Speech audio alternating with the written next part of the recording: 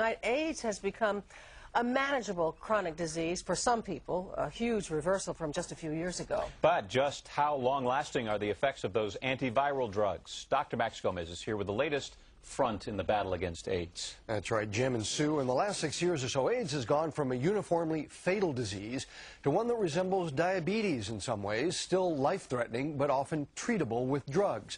But those drugs have a lot of problems, and they may actually be increasing HIV infections. Mark de Solla Price looks the picture of health, but beneath the healthy exterior, I've been HIV positive for 20 years. It's an image at odds with what most people think a person with HIV or AIDS looks like. What's kept Mark alive and in pretty decent health? When I started on the multi-drug treatment about 6 years ago. I think I've been on, 6 or 7 different combinations since then. And, I've been very lucky. They've been very effective at fighting HIV. Mark's referring to what's commonly called the HIV cocktail, various combinations of about 15 different antiviral drugs that have revolutionized the treatment of AIDS. The drugs we have are a great thing. I mean, the difference between now and 1995, when 1995 I had 2 people dying a week in my practice, and now I don't think we've had a death this year. It's just mind-boggling. In fact, Dr. Grossman says that some of his patients can now expect to live a normal lifespan, but many will not do as well.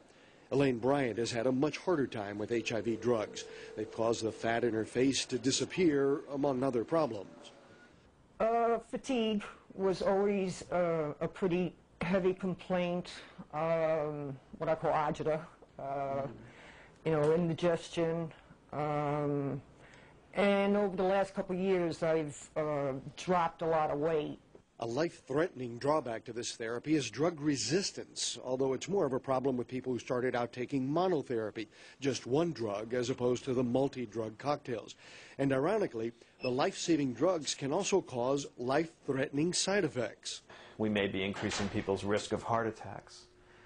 We may be we're creating people who have diabetes with these drugs. The drugs have to be taken on a very strict schedule. Missing a single dose can breed a deadly resistant virus.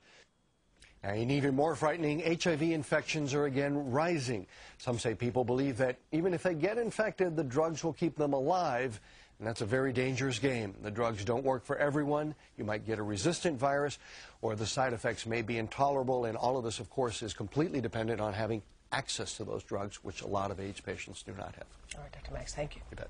One way people can help, the AIDS Walk in New York is only 3 days away. It's Sunday, May 19th at 9 a.m. in Central Park. If you'd like to get involved, call 212-807-WALK or go to their website at aidswalk.net. WNBC4 is a proud sponsor of the walk. And coming up at 6:30 on NBC Nightly News, Lisa Myers with a special fleece. Way people can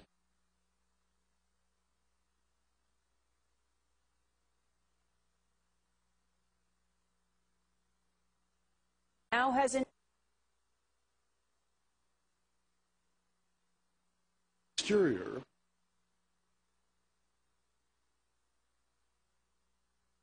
Chronic disease for some people.